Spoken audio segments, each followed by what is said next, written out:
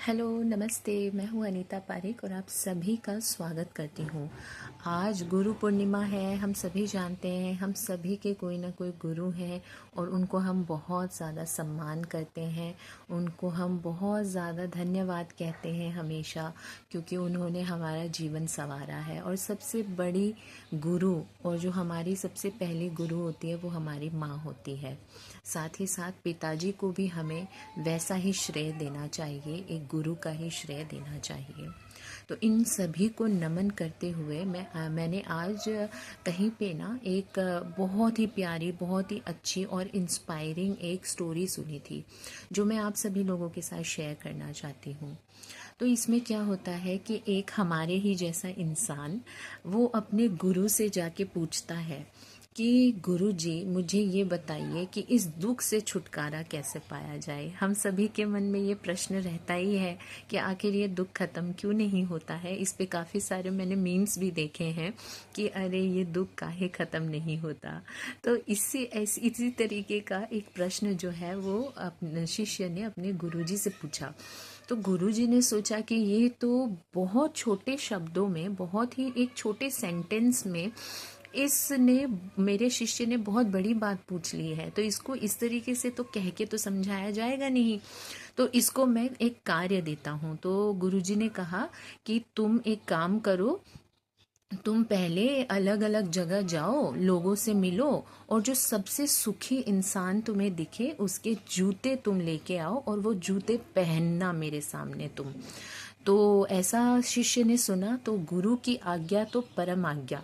तो वो चला चला गया, मतलब वो ढूंढने के लिए चला गया। तो एक घर में गया, उसको लगा कि ये उसको पहले से नज़र में था।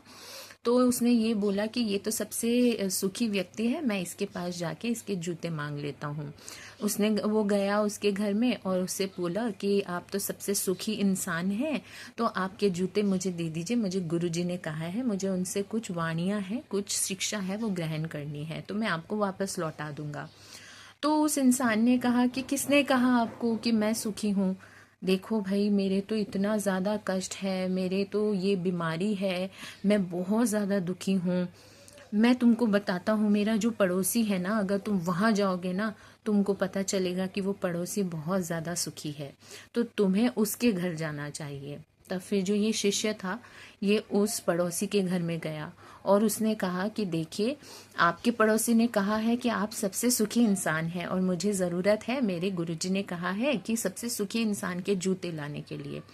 तो पड़ोसी बोला कि मैं तो बिल्कुल सुखी नहीं हूँ, मेरी तो पत्नी मुझसे झगड़ा करती है, मुझे तो मेरी पत्नी इतनी खराब मिली है, मेरा तो जीवन बर्बाद हो गया है। जाओ यार, तुम किसी और को ढूंढो, कोई और सुखी इंसान को ढूंढो।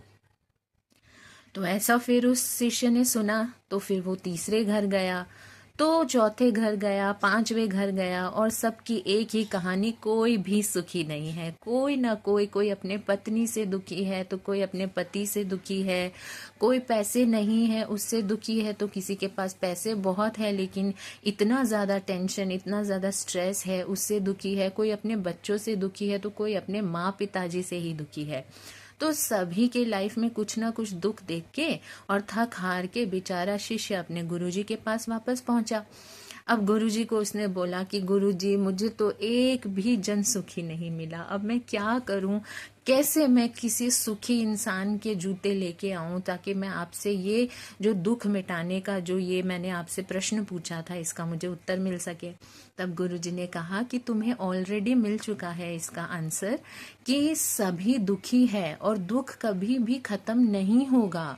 बात है आपके नज़रिए की, बात है आपकी पर्सपेक्टिव की। अगर आप दूसरों को देख के या दूसरों पे अपनी खुशी जो है वो अगर रखते हो, डिपेंड रहते हो दूसरों के ऊपर अपनी खुशियों के लिए, तो आप कभी भी सुखी नहीं रह पाओगे। किसी भी मटीरियलिस्टिक चीज़ को या किसी भी इंसान को अगर आप अपने सुख का जरिया बनाओगे तो आपका दुख कभी खत्म नहीं होगा। इससे बेहतर है कि भगवान का स्मरण करिए और खुद को हमेशा देखिए। खुद के अंदर अगर कोई बुराई है उसको ठीक करने की कोशिश करिए, खुद को और ज़्यादा संवारने की कोशिश करिए, खुद के अंदर जो क्वालिटीज़ हैं उनको और ज़्यादा तरह निखारने की कोशिश करिए और खुद के ऊपर ध्यान दीजिए और दूसरों से प्रेम करने की कोशिश करिए। बहुत मुश्किल है, लेकिन यही एक उपाय है एक सुखी जीवन से, एक सुखी जीवन को ग्रहण करने का, एक सुख भरा जीवन जीने का। क्योंकि दुख तो हमेशा ही जिंदगी में रहेगा अगर आप दूसरों को देखते हुए जिएंगे या मटेरियलिस्टिक चीजों पे अपना जो है खुशी को निर्धारित करेंगे। तो ऐसा गुरुजी ने उनको समझाया। तो फिर शिष्य ने कहा कि गुरुजी, इतनी सी बात आपको मुझे समझानी थी तो आपने मेरे तो जूते घिस गए, मुझे एक भी सुखी इंसान नहीं मिला। इतनी सी बात आप मुझे सुबह ही बता देते जब मैंने आपसे पूछा था। तो गुरुजी ने कहा कि आज जो तुमने ये इस तरीके से जो प्रैक्टिकली एक्सपीरियंस किया है, दूसरों के घर में जा जाके तुमने हर एक इंसान से जो पूछा है कि वो कितने दुखी हैं, ये अगर मैं तुमको पहले सुबह बताता तो तुम कभी बिलीव नहीं करते, कभी भी तुम इस चीज़ के ऊपर इस चीज़ के ऊपर विश्वास नहीं करते कि गुरुजी तो कह रहे हैं लेकिन मैं तो देखता हूँ कि दूसरे कितने सुखी है। तुम कभी जाके उस इंसान से पूछते नहीं और उनको दूर से देखते हुए ये सोचते कि ये बहुत सुखी है। तो आज जो तुम्हें जाके और सबसे पूछ के जो समझ मिली है, ये तुम कभी नहीं भूलोगे। और आज के बाद में अगर तुम अपना एटीट्यूड, अपना अगर नज़रिया चेंज करोगे और अपने ऊपर काम करोगे तो तुम ज़रूर से सुख भरा जीवन जीने के काबिल बनोगे। तो इसका यही रिजल्ट हुआ कि आप लोग खुश रहिए, अपने ऊपर ध्यान दीजिए, सभी से प्रेम करिए, दुख को दुख न मान के अपने आप को सुधारने की एक शिक्षा मानिए, भगवान के ऊपर सारी चीज़ों को छोड़ने की कोशिश करिए। जब दुख आता है तो उनसे प्रार्थना करिए और सुखी रहने की कोशिश करिए। तो हैप्पी गुरु पूर्णिमा की आप सभी को बहुत बहुत शुभकामनाएं। आप लोगों का भी दिन शुभ हो और सभी प्रेम से रहें। Thank you so much for watching.